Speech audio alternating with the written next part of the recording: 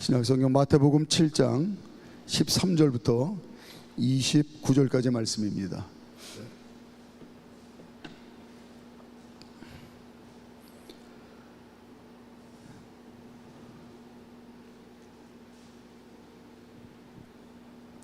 살아계신 하나님의 말씀을 좀 한 절씩 교독하시겠습니다.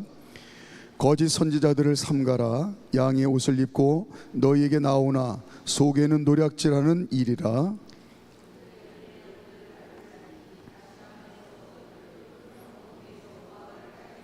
이와 같이 좋은 나무마다 아름다운 열매를 맺고 못된 나무가 나쁜 열매를 맺나니, 좋은 나무가 나쁜 열매를 맺을 수 없고 못된 나무가 아름다운 열매를 맺을 수 없느니라. 아름다운 열매를 맺지 아니하는 나무마다 찍혀 불에 던져지느니라. 이러므로 그들의 열매로 그들을 알리라. 나더러 주여 주여 하는 자마다 다 천국에 들어갈 것이 아니요 다만 하늘에 계신 내 아버지의 뜻대로 행하는 자라야 들어가리라. 그날에 많은 사람이 나더러 이르되 주여 주여 우리가 주의 이름으로 선지자 노릇하며 주의 이름으로 귀신을 쫓아내며 주의 이름으로 많은 권능을 행하지 아니하였나이까 하리니, 그때 내가 그들에게 밝히 말하되 내가 너희를 도무지 알지 못하니 불법을 행하는 자들아 내게서 떠나가라 하리라. 그러므로 누구든지 나의 이 말을 듣고 행하는 자는 그 집을 반석 위에 지은 지혜로운 사람 같으리니, 비가 내리고 창수가 나고 바람이 불어 그 집에 부딪히되 무너지지 아니하나니 이는 주추를 반석 위에 놓은 까닭이요 나의 이 말을 듣고 행하지 아니하는 자는 그 집을 모래 위에 지은 어리석은 사람 같으리니, 비가 내리고 창수가 나고 바람이 불어 그 집에 부딪힘에 무너져 그 무너짐이 심하니라. 예수께서 이 말씀을 마치심에 무리들이 그의 가르치심에 놀라니, 함께 읽습니다. 이는 그 가르치시는 것이 권위 있는 자와 같고 그들의 석인가들과 같지 아니함일러라. 아멘. 오늘 새벽하고 어제 새벽에 제 편견 내지 오해가 깨진 사건이 있었습니다. 그게 뭐냐면 이른 새벽부터 매미가 이제 제 창문을 이제 사무실 창문을 열어놓고 있는데 그 옆에 아파트 나무가 옆에 많이 있는데 매미가 얼마나 시끄럽게 우는지, 그래서 야 정말 저 녀석들 목청 좋다 이러고 이제 잘 감상을 하고 있었는데 갑자기 비가 막 엄청나게 쏟아지는 거예요.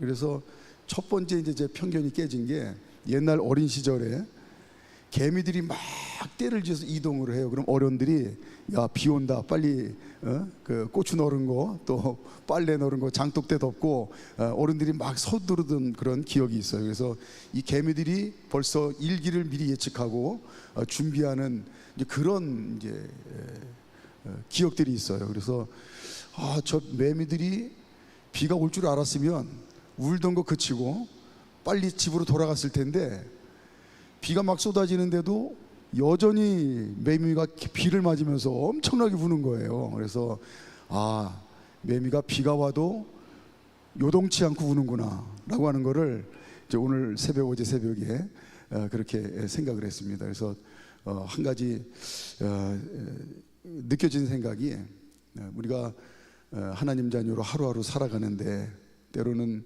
그렇게 막 예기치 않게 폭우가 쏟아지고 때로는 떼약빛이 내리치고 하는 그 일들을 우리가 요새 경험하고 사는데, 매미가 상관하지 않고 열심히 우는 것처럼 우리가 하루하루 믿음의 삶을 그렇게 잘 변함없이 살아가는 게 중요하겠다라고 하는 그런 생각이 언뜻 들었습니다.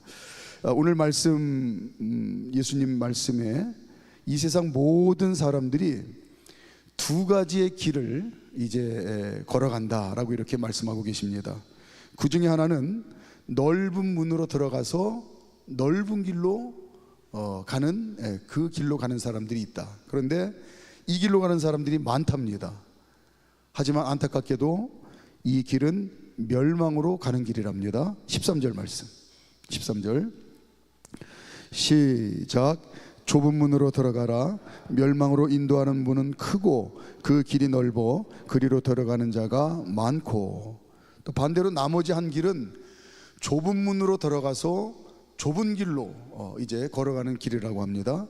그런데 이 길은 가는 사람들이 적대요. 그러나 이 길은 생명으로 가는 길이랍니다. 14절 시작. 생명으로 인도하는 문은 좁고 길이 협착하여 찾는 자가 적음이라. 예수님께서는 그런데 찾는 자가 적은 이 좁은 문으로 들어가서 좁은 길로 걸어가라고 명령을 하십니다. 이 성경 말씀을 가만히 보면 예수님께서 많은 말씀을 하셨는데, 특별히 또 하나님께서도 많은 말씀을 하셨는데, 힘들고 어렵지만 반드시 해야 될 일은 권고하지 않으셨어요. 정확하게 명령을 하셨습니다. 근데 오늘 특별히 이 좁은 문으로 들어가서 좁은 길로 걸어가라 라고 하는 이 어려운 일도, 많은 사람들이 찾지 않는 이 길도 반드시 해야 되는 일이기에 명령을 하셨어요. 그렇다고 한다면 좁은 문으로 들어가서 좁은 길로 걸어가야 되는 그 이유를 그 뒷부분의 말씀에서 우리가 힌트를 얻을 수가 있습니다. 왜 어려운 일인데 반드시 그렇게 하라고 명령을 하셨을까 하는 걸 이 그 뒷부분의 이야기를 이어서 이유를 우리가 힌트를 얻을 수가 있어요. 첫째는 아름다운 열매를 맺기 위해서 좁은 문으로 들어가서 좁은 길을 걸어가라 라고 이렇게 말씀하고 계십니다. 우리가 너무나 잘 알고 있는 말씀이죠. 베드로전서 2장 9절에 보면 그러나 너희는 택하신 족속이요 왕같은 제사장들이요 거룩한 나라요 그의 소유가 된 백성이니 이는 너희를 어두운 데서 불러내어 그의 귀한 빛에 들어가게 하신 이 아름다운 덕을 선포하게 하려 하심이라. 근데 이걸 그냥 간단하게 요약하면 하나님 자녀는 왕같은 제사장이요 거룩한 선지자다, 이렇게 요약을 해도 큰 무리가 없을 것 같아요. 첫째는 뭡니까? 하나님 자녀는 하나님께 예배하며 하나님 자녀로 살아가는 그런 존재다. 또 하나는 내가 하나님께 예배하며 하나님 자녀로 살 뿐만 아니라, 그게 이제 제사장이죠. 선지자는 뭡니까? 하나님 주신 생명의 복음, 내가 소유한 이 생명의 복음을 전하고 나누는, 그런 세상에 선포하는 그런 인생을 사는 존재다. 거룩한 선지자다. 이렇게 요약을 할 수가 있습니다. 그러니까 이걸 오늘날 우리가 이해하기 쉬운 말로 표현을 하자면, 하나님 자녀는 하나님의 거룩한 일꾼이요 그리고 존귀한 심부름꾼이다 라고 이렇게 재해석해도 괜찮을 것 같아요.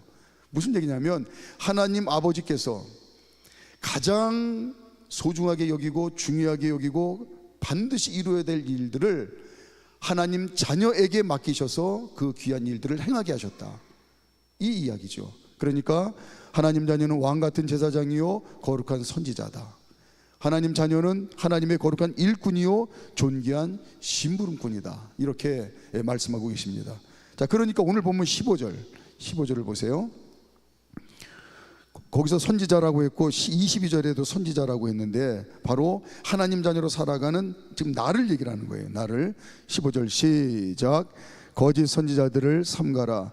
양의 옷을 입고 너희에게 나오나 속에는 노략질하는 일이라. 그러니까 이 말을 수박 겉핥기식으로 너희는 서로 누가 거짓 선지자인지 구별하는데 애쓰고 힘을 써라. 눈에 쌍심지를 켜고 누가 가짜냐 이거를 구별하는데 너희가 애써라, 이런 말씀 당연히 아니죠. 오히려 왕같은 제사장이요 거룩한 선지자로 부름받아 하나님 자녀답게 하나님의 거룩한 일꾼이요 존귀한 심부름꾼으로 하나님의 일을 맡은 자로 살아가는 내가 엉터리 선지자요 엉터리 제사장이 되지 않도록 애쓰고 힘써야 된다고 하는 강조의 말씀이죠. 네가 내 일을 바로 맡아주지 않으면, 내 자녀인 내가 내 일을 책임있게 맡아주지 않으면 어떻게 하겠느냐 하는 그런 간곡한 아버지의 마음을 표현하신 거겠죠. 내가 하나님의 거룩한 일꾼답게 존귀한 심부름꾼답게 잘 살고 있는지 스스로를 살피라는 말씀입니다. 말씀의 거울에 비추어서 나를 잡고 살피라는 거예요. 누가 거룩한 일꾼이요 존귀한 심부름꾼으로 잘 살고 있는 걸까요? 오늘 밑에 비유로 말씀하십니다. 좋은 나무에 좋은 열매가, 아름다운 열매가 풍성히 맺히듯이 저와 여러분들의 삶의 열매를 통해서 알 수 있다. 이렇게 말씀해요. 다시요. 누가 거룩한 일꾼답게 존귀한 심부름꾼답게 아버지의 기대를 마음껏 기대에 부응하는 그런 삶을 잘 살고 있는지 스스로 살피라고 말씀하셨는데, 그걸 어떻게 알 수 있을까? 좋은 나무에 아름다운 열매가 풍성히 맺히듯이 우리의 삶의 열매를 통해서 알 수가 있다. 이렇게 비유로 말씀하고 계십니다. 사과나무에서 무슨 열매 딸 수 있습니까? 사과죠. 사과는 사과나무에서 땁니다. 16절부터 20절까지. 16절부터 20절까지 시작. 그들의 열매로 그들을 알지니 가시나무에서 포도를 또는 엉겅퀴에서 무화과를 따겠느냐. 이와 같이 좋은 나무마다 아름다운 열매를 맺고 못된 나무가 나쁜 열매를 맺나니 좋은 나무가 나쁜 열매를 맺을 수 없고 못된 나무가 아름다운 열매를 맺을 수 없느니라. 아름다운 열매를 맺지 아니하는 나무마다 찍혀 불에 던져지느니라. 이러므로 그들의 열매로 그들을 알리라. 예, 하나님은 참 좋으신 신실하신 사랑의 하나님이세요. 저와 여러분들이 자녀들에게 참 좋은 부모, 신실한 사랑, 변함없는 사랑으로 자녀들을 품어주는 그 사랑하고는 비교할 수 없는 더 큰 사랑의 하나님이십니다. 그러니까 오늘 이 비유의 말씀도 아까 말씀드린 대로 내 자녀답게 네가 그렇게 아름다운 열매를 풍성히 맺는 삶을 살기를 나는 너를 축복한다. 그런 말씀이죠. 하나님 자녀인 우리들의 삶을 통해서 하나님께서는 어떤 열매를 찾으실까요? 말씀 한번 찾아보죠. 자, 신약성경 331페이지 데살로니가전서 2장 19절부터 20절까지 다시 본문으로 돌아와야 되니까 줄을 껴놓고요. 331페이지 데살로니가전서 2장 19절 20절. 하나님 자녀인 저와 여러분들의 삶을 통해서 하나님 아버지께서는 어떤 열매를 찾으실까? 하나님이 찾으시는 아름다운 열매는 뭘까? 데살로니가전서 2장 19절 20절 말씀입니다. 신약성경 331쪽 데살로니가전서 2장 19절 20절 시작. 우리의 소망이나 기쁨이나 자랑의 면류관이 무엇이냐? 그가 강림하실 때 우리 주 예수 앞에 너희가 아니냐? 너희는 우리의 영광이요 기쁨이니라. 아멘. 예, 어렵지 않은 말씀인 것 같아요. 하나님께서 하나님 자녀들에게 찾으시는 열매는 영혼의 열매, 생명의 열매다. 이건 뭐 분명하죠. 그래서 성경 여기저기에 그런 흔적을 남겨두셨음을 우리는 압니다. 이 땅에서 저와 여러분들이 육체로 누리는 만족과 기쁨이 있어요. 또 보이지 않는 우리의 마음과 정신으로 느끼는 만족과 기쁨이 있어요. 이게 잘 표현은 안 되지만 분명히 차원이 다르고 다릅니다. 그러면 저와 여러분들이 믿는 천국에서 우리의 영혼이 영원토록 누리는 그 참 만족, 참된 기쁨, 천국에서의 행복이 뭘까? 요한계시록에서 그런 흔적들이 있는 것 같은데, 내가 얼마의 공로가 있는지 몰라도 그가 영원한 생명을 얻는 데에 나의 거룩한 지분만큼 그의 영혼이 창화하며 고맙다고, 당신 덕분에 내가 이 천국에서 이 영원한 복을 누린다고 그 영원히 노래하고 영원히 기뻐하는 그 힘이 저와 여러분들이 천국에서 누리는 진정한 행복이 아닐까, 그렇게 생각이 되어집니다. 마가복음 11장에 보면 예수님께서 길가에 가시다가 시장하셔서 제자들에게 무화과 나무를 가리키며 길가에 있는 무화과에서 열매를 좀 따오라고 말씀하세요. 근데 신기한 거는 그때가 무화과철이 아닙니다. 예를 들어서 한 3월쯤 됐는데 복숭아밭을 지나가다가 예수님이 야, 저기 복숭아밭이 있는데 내가 끼니를 걸러서 배가 고프구나, 요기하게 가서 복숭아 좀 따와라, 이러면 그건 이상한 거예요. 이제 복숭아 꽃도 제대로 피지 않은 때인데 복숭아 나무에 가서 복숭아를 따오래요. 예수님이 철을 몰라서, 열매 맺는 시기를 몰라서 그렇게 하셨을까요? 그거는 아니죠. 그런데 제자들이 또 바보처럼 가서 열매를 찾다가 돌아와요? 혹시나 기대를 했을지도 모르죠. 예수님이 기적을 행하셔서 배가 고프니까 또 열매를 맺게 하셨나? 뭐 그런 기대했을 수도 있겠죠. 혹시나 해서 갔더니 뭐 역시나 잎사귀만 무성한 그런 무화과 나무입니다. 열매가 맺힐 때가 아니에요. 예수님 뭐 아니나 다를까 혹시나 해서 갔더니 열매 없는데요. 그랬더니 예수님께서 그 무화과 나무를 저주를 하셨어요. 그 나중에 보니까 그날 그 무화과 나무가 말라 죽고 말았습니다. 야, 이게 예수님이 분노 조절 장애가 있나? 그 배가 고픈데 무화과 나무 열매가 없다고 그게 열받아 가지고 막 저주하고 무화과 나무를 죽이셨나? 그런 예수님이시겠습니까? 당연히 뭔가 깊은 뜻과 의미와 전하는 메시지가 있겠죠. 하나님 자녀는 때를 얻든지 못 얻든지 생명의 열매, 영혼의 열매를 맺기 위해서 수고하고 애쓰며 살아야 되는 그런 존귀한 존재란다 라고 하는 걸 제자들에게 미리 메시지로 던져주신 거겠죠.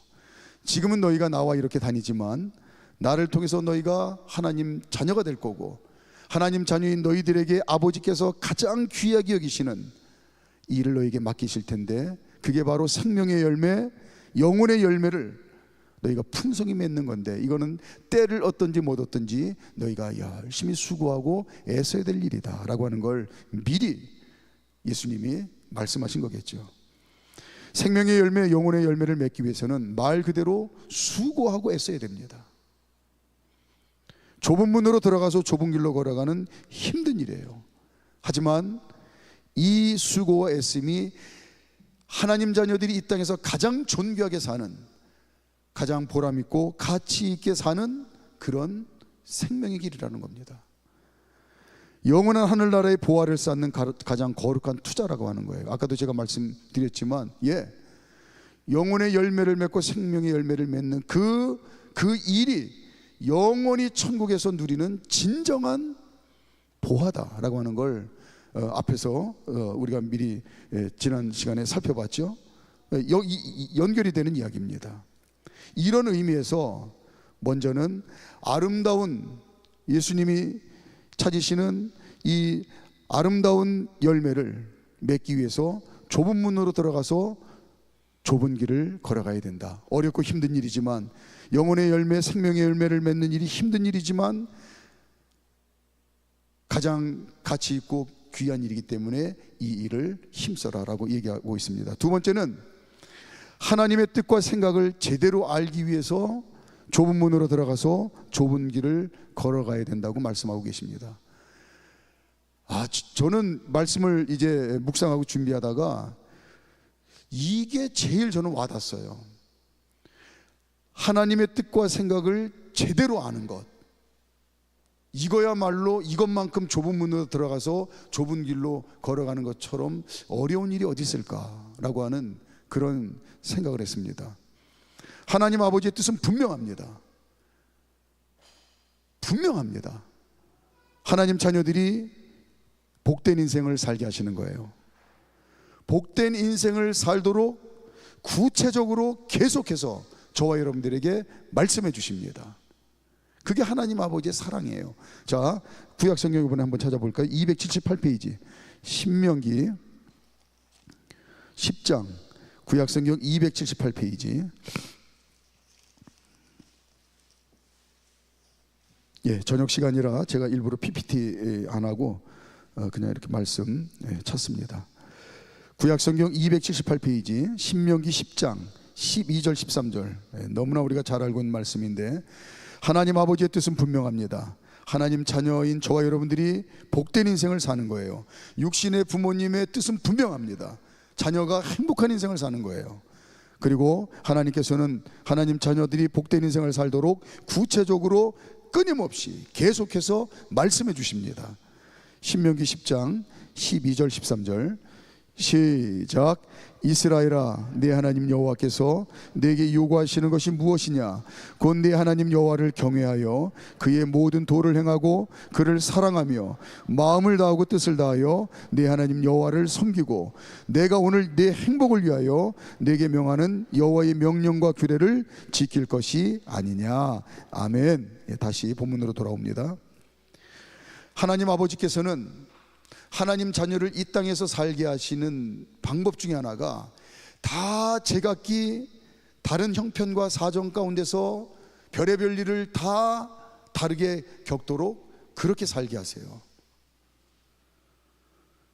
하나님 자녀가 어떤 형편처지 가운데 살든지 또 때로는 어떤 일을 겪든지 바로 그곳에서 그 상황에서 하나님 자녀답게 복된 삶을 살도록 구체적으로 끊임없이 말씀해 주신다는 사실입니다. 그래서 하나님이세요. 그래서 사랑의 하나님이세요. 그 모든 말씀이 창세기부터 요한계시록까지 다 담겨져 있습니다. 그러니까 저와 여러분들이 때로는 평탄한 길을 걸어갈 때도 하나님의 말씀을 붙들고 기도하잖아요. 그러면 그 평탄한 길을 걸어가는 동안에 길이 평탄하기 때문에 내가 행복한 삶을 사는 것이 아니라 그 평탄한 길을 가는 동안에도 말씀이 등불이 돼서 우리의 발걸음을 인도하시고 또 하나님이 그 길을 걸어가는 동안 하나님의 사랑을 깨닫게 하시고 하나님의 마음을 전해주시기 때문에 그것 때문에 행복한 거예요. 때로는 험산줄령을 넘을 때가 있습니다. 험산줄령을 넘을 때도 말씀 붙들고 기도하면 그 상황에서 하나님의 생각과 하나님의 뜻이 지금 험산줄령을 걷게 하시는 하나님의 이유를 설명해 주세요. 그런데 그 이유가 저와 여러분들이 행복할 수 있는 그런 이유라는 거죠. 그러므로 하나님 자녀는 그 어떤 상황에서도 하나님의 말씀을 통해서 하나님의 뜻과 생각을 알아야 됩니다. 복된 삶을 살도록 끊임없이 말씀해 주시는 그 마음을 깨달아야 돼요. 그러기 위해서는 하나님의 말씀을 끊임없이 듣고 읽고 묵상하면서 하나님 앞에 나아가야 됩니다. 21절부터 23절까지 하나님의 말씀을 계속해서 듣고 읽고 묵상하며 하나님 앞에 나아가야 돼요. 다른 방법이 없습니다. 21절부터 23절까지 시작. 나더러 주여 주여 하는 자마다 다 천국에 들어갈 것이 아니요 다만 하늘에 계신 내 아버지의 뜻대로 행하는 자라야 들어가리라. 그날에 많은 사람이 나더러 이르되 주여 주여 우리가 주의 이름으로 선지자 노릇하며 주의 이름으로 귀신을 쫓아내며 주의 이름으로 많은 권능을 행하지 아니하였나이까 하리니 그때에 내가 그들에게 밝히 말하되 내가 너희를 도무지 알지 못하니 불법을 행하는 자들아 내게서 떠나가라 하리라. 말씀을 붙들고 기도를 해야 됩니다. 말씀 붙들고 기도하는 것이 하나님과 친밀하게 소통을 하는 거예요. 그러면 하나님께서 하시는 말씀과 뜻이 그 마음이 깨달아져요. 우리가 너무나 잘 아는 말씀입니다. 디모데전서 4장 5절에 하나님의 말씀과 기도로 거룩하여 지민이라. 먼저는 거룩의 첫 발걸음은 뭐냐면 하나님의 말씀을 붙들고 정말 하나님의 뜻과 생각과 마음을 알기 위해서 끊임없이 기도하면서 그 하나님의 뜻과 생각을 제대로 읽어내는 것, 제대로 아는 것, 내 방식대로 내 마음대로가 아니라 정말 하나님이 의도하는 대로 그걸 아는 것이 거룩의 첫걸음이에요. 말씀과 기도로 하나님 뜻과 생각을 제대로 알기 위해서 힘쓰고 애쓰는 것은 이거야말로 저는 정말 힘들고 어려운 일이라고 생각을 해요. 내 생각대로, 내 느낌대로, 내 감정대로, 내 의지대로, 내 판단대로, 또 내가 배운 대로 이렇게 하는 거는 누구나 할 수 있는 정말 어렵지 않은 일이에요. 하지만 말씀 속에 담겨진 하나님의 나를 향한 뜻과 생각과 마음을 읽어내기 위해서 그 말씀을 붙들고 그리고 우리가 아까 살펴봤듯이 걸어가면서 여전히 인생길에 되돌아봐야 될 수많은 인생의 환경과 경험과 일들이 끊임없이 파노라처럼 우리의 삶 가운데 펼쳐지는데 그거에 한눈 팔지 않고 그거에 흔들리지 않고 하나님의 말씀만 붙들고 하나님께 기도하며 지금 이 상황에서 지금 이 자리에서 지금 내가 걸어가는 이 일에서 나를 향한 하나님의 생각과 뜻이 진정으로 나를 복되게 하시긴 하나님의 마음이 뭔지를 그거를 붙들기 위한 노력에 이거 애쓰는 것만큼 힘들고 어려운 일이 어디 있을까 하는 그런 생각을 합니다. 그러나 예수님은 명령하십니다. 좁은 문으로 들어가서 좁은 길로 걸어가는 것처럼 하나님 말씀 붙들고 기도하며 하나님의 뜻과 생각과 그 마음을 헤아리고 분별하고 깨닫는 게 어렵지만, 그러나 그 길만이 생명의 길이고 복된 길이다, 다른 길이 없다라고 말씀하세요. 마지막으로 세 번째는 믿음의 반석 위에 인생의 집을 짓기 위해서 좁은 문으로 들어가서 좁은 길로 걸어가라고 말씀합니다. 예수님께서 지혜로운 사람과 어리석은 사람으로 구분하십니다. 누가 지혜로운 사람입니까? 하나님의 말씀을 붙들고 기도하면서 깨닫게 되는 그 하나님의 뜻과 생각에 이제는 진짜 믿음으로 순종하는 그 사람이 지혜로운 사람이래요. 하나님의 말씀 붙들고 기도하면서 하나님의 뜻과 하나님의 마음과 생각을 깨닫는 게 이제 거룩의 첫걸음인데, 열매를 맺는 건 뭐냐? 능력에 팔을 붙드는 게 뭐냐? 그 뜻과 생각에 믿음으로 순종할 줄 아는 사람이 지혜로운 사람이다. 그러면 반석 위에 인생을 집을 짓는 것처럼 그 어떤 시험 혼란 풍파 가운데서도 요동치 않는 인생을 산다. 24절 25절 24절 25절 시작. 그러므로 누구든지 나의 이 말을 듣고 행하는 자는 그 집을 반석 위에 지은 지혜로운 사람 같으니 비가 내리고 창수가 나고 바람이 불어 그 집에 부딪히되 무너지지 아니하나니 이는 주추를 반석 위에 놓은 까닭이요. 아멘. 반면에 누가 어리석은 사람입니까? 하나님 말씀과는 상관없이 자기 소견에 좋은 대로 의지를 가지고 사는 사람이에요. 환경 따라서, 여건 따라서, 사람 따라서 쉽게 흔들리고 무너지는 사람입니다. 자기 소견에 옳은 대로 의지를 가지고 사는데 겉으로 보기에는 힘 있는 사람인 것 같지만, 그러나 환경 따라서, 여건 따라서, 사람 따라서 쉽게 흔들려지고 무너지고 말아요. 우리는 너무나 잘 압니다. 저와 여러분들이 살아가는 환경은, 또 삶의 여건은, 또 어느 누구라도 한 사람도 이해 없이 사람은 다 시시각각 변하게 마련이에요. 변하는 것을 바라보고 의지하면 무너지고 흔들리고 무너질 수밖에 없습니다. 이 흔들리고 무너지는 걸 바라보고 또 그걸 의지하고 사는 사람이 어리석은 사람이래요. 26절 27절 시작. 나의 이 말을 듣고 행하지 아니하는 자는 그 집을 모래 위에 지은 어리석은 사람 같으리니 비가 내리고 창수가 나고 바람이 불어 그 집에 부딪힘에 무너져 그 무너짐이 심하니라. 아멘. 믿음의 반석 위에 인생의 집을 짓는 것, 하나님 말씀 붙들고 기도하며 지금 내가 살아가는 그 어떤 환경 처지 가운데 지금 걸어가는 이 순간에, 매 순간에 나를 복되게 하기 위한 하나님의 생각이 뭔지, 하나님의 뜻이 뭔지, 하나님의 마음이 뭔지 제대로 깨닫고, 그리고 깨닫고 믿는 바대로 순종하며 사는 게 지혜로운 인생이고, 그렇게 살아야 요동치 않는 인생을 산답니다.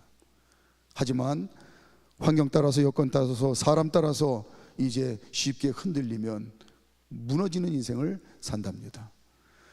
믿음의 반석 위에